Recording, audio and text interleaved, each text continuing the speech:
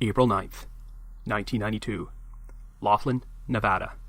While on vacation with her fiancé, Al Henderson, 59-year-old Jean Moore mysteriously vanishes after being dropped off at a casino. Al reports Jean missing, but the casino surveillance footage shows no sign that Jean was even there that day, and contradicts many aspects of Al's story. Investigators begin to wonder if Jean even arrived in Laughlin to begin with, and suspect her fiancé might be withholding information about her disappearance. After that, the trail went cold.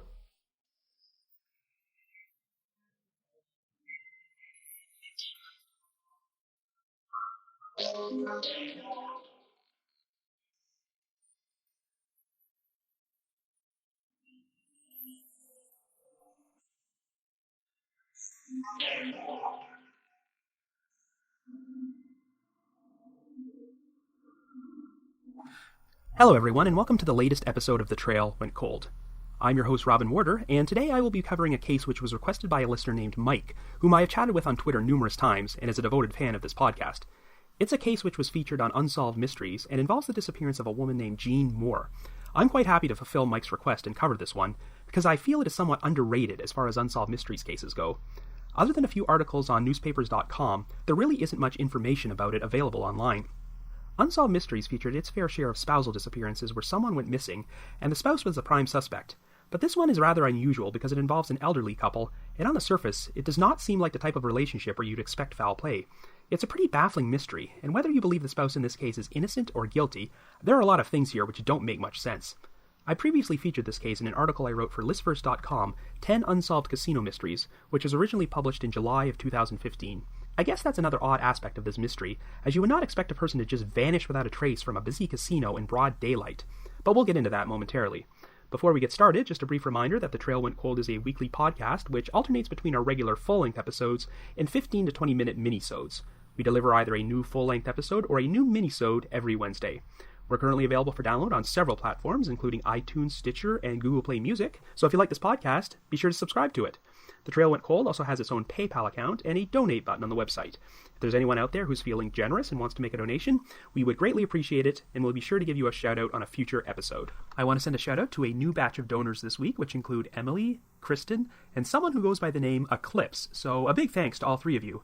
And since it's now February the 1st and a brand new month, I also want to thank those of you who have signed up for regular monthly donations, and they are Alice, Amber, Dawn, and Casey.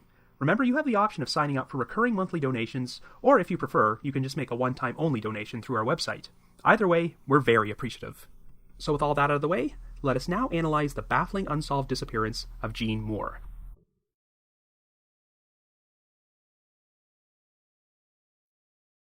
Our story begins in 1992. Our central figure is 59-year-old Jean Moore, a retired banker who lives in the town of Apple Valley, California, with her wealthy 70-year-old fiancé Al Henderson, who has built up a multi-million-dollar real estate empire. Jean has two adult children from her previous relationship, a son named Joe Hamilton and a daughter named Connie Christie, and she's been with Al for over 20 years at this point. In spite of their lengthy courtship, it was not until December of 1991 when Al finally proposed to Jean, and the couple are planning to get married sometime in the near future. On April 6th, Al and Jean leave Apple Valley and drive 150 miles for a brief vacation in the town of Laughlin, Nevada. Laughlin is located right next to the Nevada-Arizona border, about 90 miles away from Las Vegas, and it's a prominent casino and resort destination. The couple stayed at a hotel called the Colorado Bell and were planning to return home on April 9th. According to Al, Jean wanted to go to one of the casinos, the Flamingo Hilton, that morning to play what she considered to be her lucky slot machine before they headed back to Apple Valley. Even though there was a casino at the Colorado Bell, Jean had won $600 on this particular slot machine at the Flamingo Hilton the day before, and she wanted to try her luck again. At approximately 9:30 a.m., Al claimed that he and Jean drove to the Flamingo Hilton, but could not find a parking space. So Al dropped Jean off at the front entrance, gave the car to a valet to park, and then turned the valet's claim ticket over to Jean. Al told Jean he would take a cab back to the Colorado Bell, and that when she was done playing the slots, she could use the claim ticket to pick up the car herself and meet him back at the hotel at around 11:45 or so. So Jean went into the casino and Al tried to hail a taxi, but he could not find one, so he decided he would head back into the casino to play the slots with Jean for a while to kill time. However, when Al went back inside, he was surprised to see someone else playing Jean's lucky slot machine.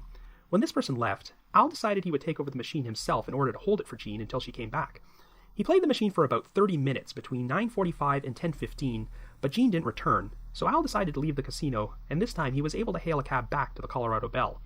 Al claimed he played some blackjack there until checkout time at 12:15, but Jean never showed up with the car. Al then took a cab back to the Flamingo Hilton, and was surprised to discover that his car was still parked there. When Al spoke to the valet told him he never saw Jean, and that no one ever gave him a claim ticket for the vehicle. It was here when Al started to become concerned. He searched around the entire casino, but was unable to find Jean anywhere. Al finally decided to report her missing, and worked extensively to find her. Over the next several days, he distributed over 4,000 missing persons flyers throughout Laughlin, offering a $25,000 reward for information. The words possible amnesia were written on the flyer, and Al feared that Jean might have suffered from some sort of memory loss and wandered off. Al also claimed that Jean was carrying between $600 to $700 on her at the time of her disappearance, and wondered if she might have been the victim of a robbery. He even paid $1,200 out of his own pocket to charter a helicopter to fly over the vast desert area surrounding Laughlin, but they never found anything. However, no one came forward with any sightings of Jean or any information about her whereabouts.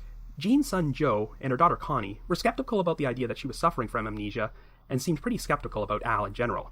In spite of the fact that he was with their mother for over 20 years, Joe and Connie never liked Al, and often tried to convince Jean to end the relationship. One detail which seemed to bother them was how Jean had left behind her purse, jewelry, and engagement ring in the hotel room on the morning she disappeared, and they found it strange that she would have gone out without them.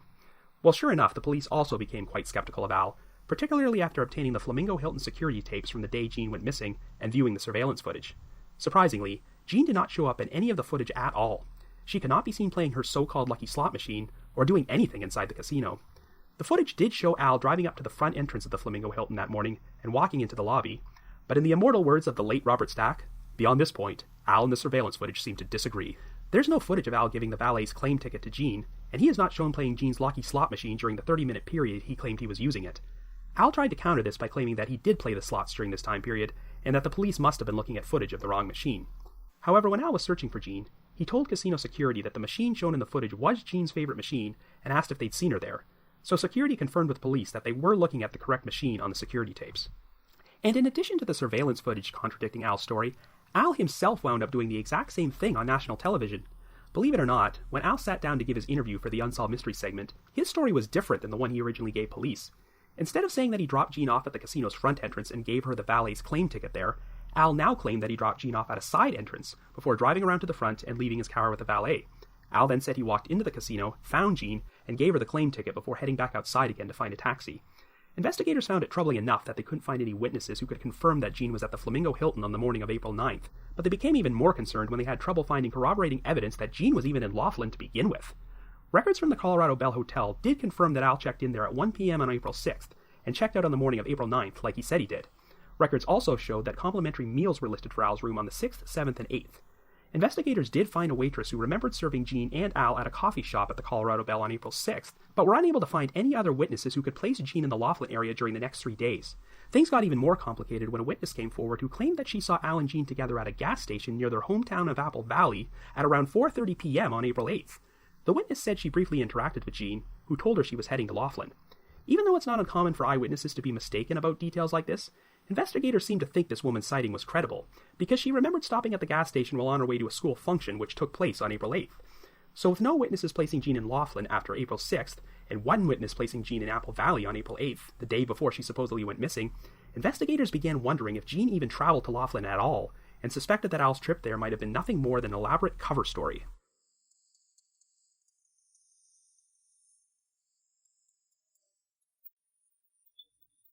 But in Al's defense, there was evidence supporting him here. On the evening of April 8th, 2.5 hours after Jean was supposedly seen at the gas station in Apple Valley, Al's bookkeeper, Geraldine Fender, said that Al phoned her from Laughlin. During the call, Geraldine claimed that Jean got on the phone for a brief moment to say hi, and was excited because she had won $600 on a slot machine earlier that day. Al's phone records did verify that this call took place at 6:59 p.m., and seemed to discount the possibility that Al could have been in Apple Valley at the time the witness saw him and Jean together at the gas station. Phone records also showed that Al made a call from Laughlin at around 3 o'clock that afternoon. The 200-mile drive from Apple Valley to Laughlin takes 3 hours, so if phone records place Al in Laughlin at 3 o'clock and 6:59, then it would have been impossible for him to be at that gas station in Apple Valley at 4:30. That being said, the phone records cannot explain the discrepancies between Al's story and the casino surveillance footage from April 9th, so he was never eliminated as a possible suspect. Apparently, Connie Christie accompanied Al into a motorhome he owned shortly after Jean's disappearance, and she saw tissues on the floor which appeared to be stained in red. The motorhome, Al's vehicles, and his home were all eventually searched by police, but no evidence of foul play could be found.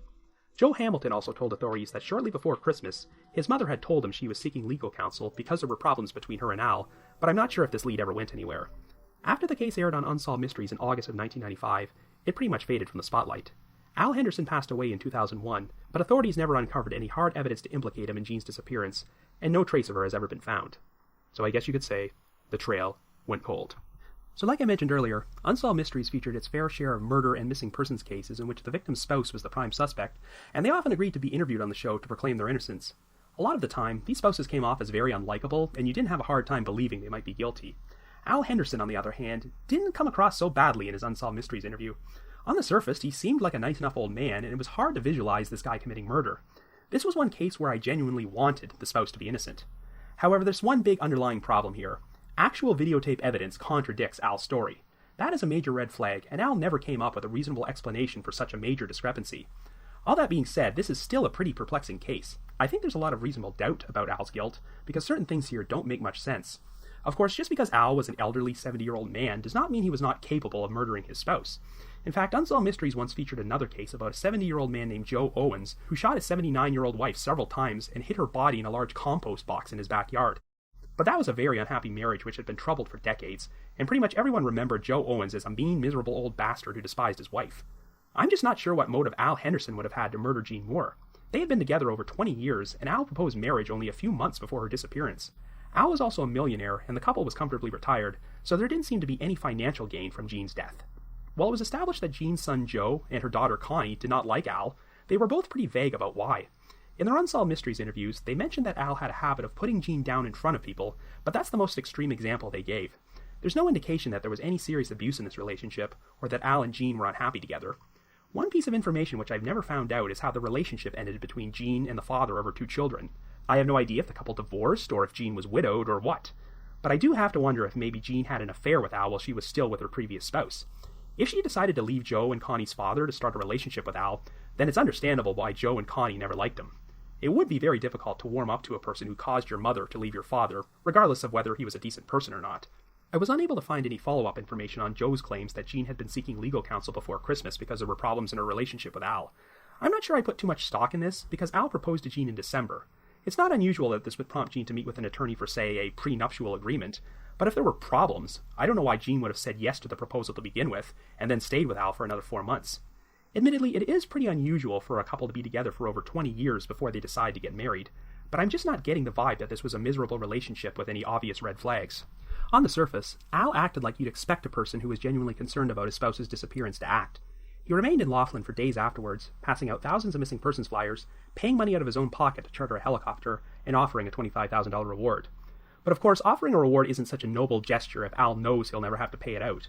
In other words, there are plenty of places in the Laughlin area to dispose of a dead body. A guy can be very proactive about publicizing his spouse's disappearance if he knows for certain that her body will never be found and that no evidence will incriminate him. Let's provide some info on the geography of Laughlin. Like I said earlier, it's situated right next to the Nevada-Arizona border. To the west of Laughlin, there's miles and miles of vast open desert. To the east, there's the Colorado River, which separates Laughlin from nearby Bullhead City, Arizona. In other words, there are plenty of locations to get rid of a dead body. The Colorado Belle and the Flamingo Hilton, which is now called the Aquarius Casino Resort, are both located on South Casino Drive and are an 11-minute drive away from each other. The Colorado River is situated directly behind both establishments. One other piece of information I've been curious about is if Jean had any history of medical problems.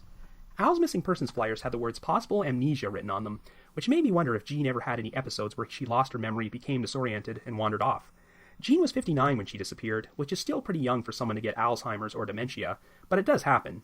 If Jean suffered from memory loss and became disoriented and wandered out of the Flamingo Hilton, then it isn't completely implausible that she could have walked outside the city limits into the desert and died of exposure and her body was just never found. Or given how close it was to the casino, Jean could have also wandered into the Colorado River and drowned. I know Al chartered a helicopter to search the surrounding desert, but I'm not sure if anyone ever checked the river. Given the circumstances, a bout of memory loss and an accidental death seems more plausible than Jean being victimized by an unknown perpetrator. Since Laughlin is a gambling town, and people are often going to be carrying large amounts of cash on them, there's always the risk of someone falling victim to a robbery.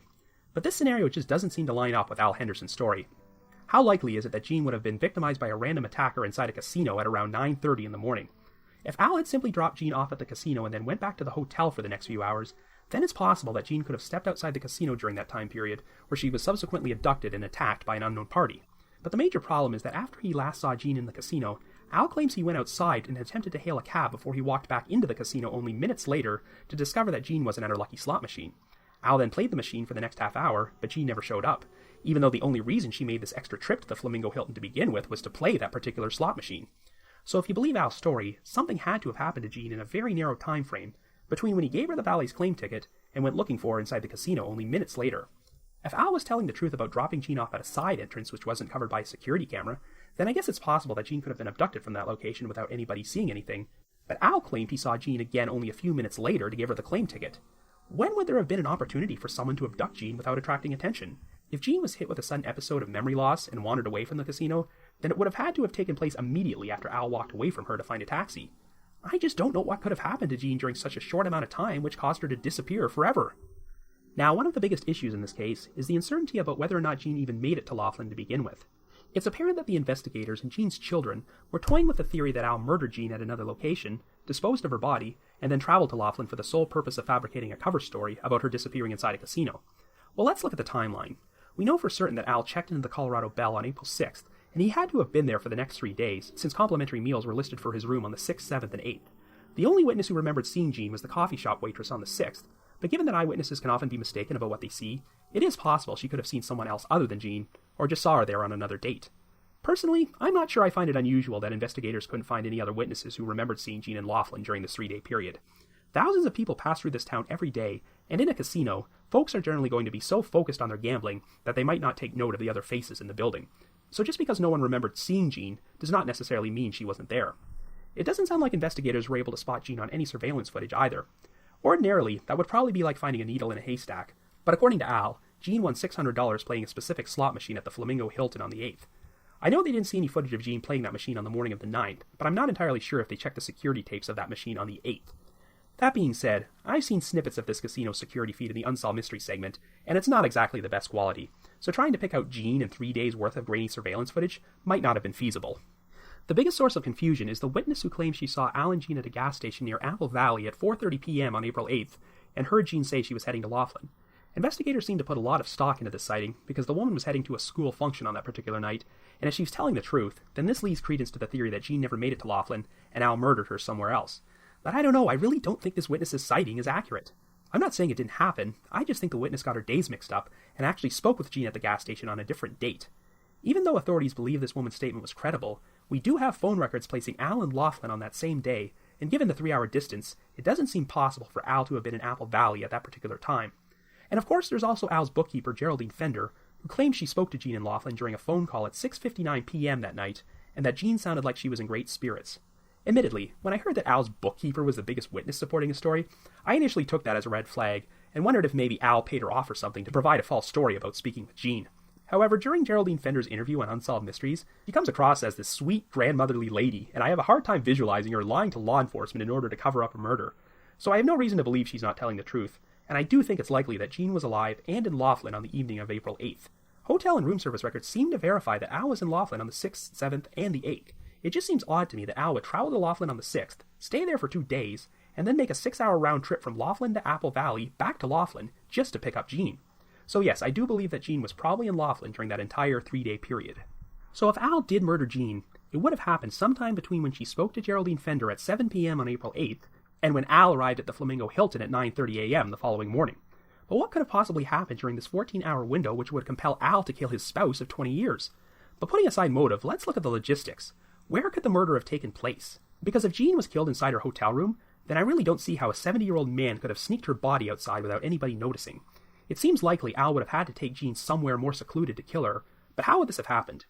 Given the apparent lack of motive, I'm more inclined to think this wasn't premeditated murder, and that Al killed Jean by accident. Maybe they got into a fight, and Al struck Jean, causing her to fall over and hit her head or something. But if this occurred, then it probably didn't happen in the hotel room.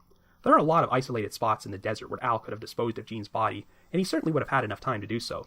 But again, we're talking about a 70-year-old man here, and going out into the middle of nowhere to get rid of a body would not be the easiest thing for him to do. I know that Jean's daughter thought she saw some bloody tissues in Al's motorhome, but I'm inclined to think those are unrelated to Jean's disappearance. We know Al traveled to Laughlin by car, and there's no evidence his motorhome was anywhere near the town, so I don't think Jean's body was ever in there. One detail which baffles me is the fact that Jean's purse and her engagement ring were left behind in the hotel room. It does seem strange that Jean would not take them with her, but if Al was responsible for her disappearance, then it's also strange that he wouldn't have gotten rid of them to lend credence to his story. Really, when you eliminate the surveillance footage evidence from the Flamingo Hilton, I would be inclined to think Al was completely innocent, but that considerable hole in his story is difficult to ignore. Now, given Al's advanced age, I could cut him some slack and assume that maybe the inconsistencies in his story are the result of memory problems. Maybe he dropped Jean off at a different casino and got mixed up about which one she was at, which is why she doesn't show up in any of the surveillance footage.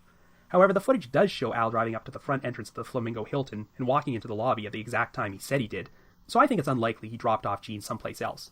It's also possible that Al got mixed up about which slot machine was Jean's lucky machine, which would make sense, but even if that was the case, shouldn't Jean show up somewhere in the casino's footage? It's also troubling that Al told a completely different story to Unsolved Mysteries than he originally told the police. Remember, he initially said that he dropped off Jean at the front entrance and gave her the valet's claim ticket, but then claimed in his interview that he dropped her off at a side entrance and met up with Jean and gave her the ticket inside the casino a few minutes later.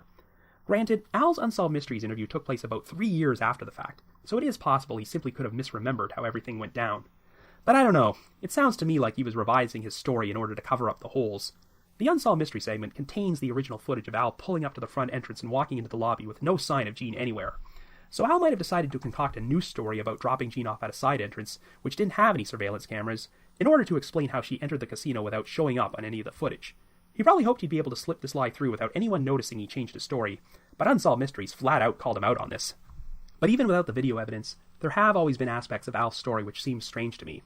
If Al had to return to the hotel after dropping Jean off at the casino, I'm really not sure why he needed to go to the trouble of having a valet park the car, giving Jean the claim ticket, and then taking a taxi back to the hotel. Why not just drop Jean off, drive back to the hotel yourself, and then return to the casino after checking out in order to pick her up? Al spent the rest of the morning playing blackjack at the casino at the Colorado Bell, and you might be asking why he didn't just stay at the Flamingo Hilton and play blackjack there, which would have saved him the trouble of picking up Jean later. Well, Al's reasoning is that he was a regular guest at the Colorado Bell, and since they often gave him complimentary rooms and meals, he thought it was better to do his gambling there. But I don't know, that explanation does sound a bit weak to me, and I also find it strange that Al decided to take a taxi from the hotel back to the Flamingo Hilton. Al said that Jean planned to pick up the car and drive back to the hotel to meet him at around 11:45, but by the time he checked out at 12:15, she hadn't shown up, so he decided to travel to the casino to meet her. Granted, Jean was a half hour late by this point, but I'm just surprised that Al wouldn't have waited around longer for her to show up. Remember, casinos are notorious for not having any clocks on their walls, so that people can get so immersed in their gambling that they lose track of time. Jean being a half hour late shouldn't have been that much of a cause for concern. And if Jean decided to drive back to the hotel before Al arrived at the casino, then they would have missed each other and caused all sorts of confusion. I know this was 1992 before everyone could just communicate with each other by cell phone, but it just seems more logical that Al would have waited longer for Jean at the hotel. Quite frankly, most of Al's activities on the morning of April 9th come off as someone attempting to fabricate an alibi for themselves. I think the reason he decided to go to the trouble of having the valet park his car was so that the valet could function as a witness to verify his story. Al then spends the morning traveling back and forth between the casino and the hotel in order to get himself seen by people, so that he'll have an alibi for the time period in which Jean supposedly disappeared. But the only problem is there is no evidence that Jean was ever at the Flamingo Hilton to begin with, and the surveillance feed directly contradicts Al's story. You might be wondering why Al would even provide a story which could be so easily refuted by video evidence, but given that he was an older man, maybe Al underestimated just how much surveillance video there is at casinos. Now, I don't know if there's any significance to this, but Al's final statement during his Unsolved Mysteries interview has always struck me as a bit odd. He says, "I think that my net worth has gone down from around $2.5 million to $1 million. If I could get her back, I'd give the whole $1 million. I would do anything to get her back." So is Al implying that he spent $1.5 million in his efforts to find Jean? If that's true, then that would strongly point towards his innocence. But if not, then what's the point in even mentioning your net worth? This makes me wonder if Al was experiencing some financial problems at the time of Jean's disappearance, which could have possibly been related to some sort of gambling addiction that caused him to drop large sums of money at the casino.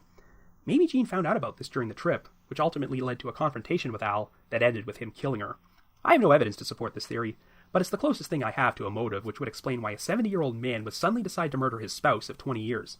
This case is a weird contradiction. I couldn't tell you how or why he committed this crime, but if I had to lean in one direction, I'd have to say that Al Henderson is guilty of causing Jean Moore's disappearance. There are some points which favor Al's innocence, but I ultimately can't overlook the fact that concrete video evidence refutes his story. It seems pretty clear that Al is lying about the events which took place on the morning of April 9th, 1992, and I don't see why he would do that unless he was responsible for Jean's death. This is a pretty baffling and frustrating case, and I don't think I can come up with a concrete theory about what exactly happened, but my gut tells me that Al did it. On the surface, it doesn't make much sense for Al to murder Jean, but it also doesn't make much sense for a woman to vanish without a trace from a crowded casino at 9:30 in the morning. But of course, Al passed away in 2001, so if he really was responsible, then this case might be unsolvable. However, I would still love to get closure, so if you have any information about the unsolved disappearance of Jean Moore, please contact the appropriate authorities. But if you just have your own personal theory about what happened, I'd love to hear from you. So feel free to leave me a comment or send me an email at robin.warder@icloud.com. That's robin.warder@icloud.com. I want to thank all my loyal listeners and supporters out there, especially those from the Unsolved Mysteries message board at the Sitcoms Online forum and the Unresolved Mysteries subreddit.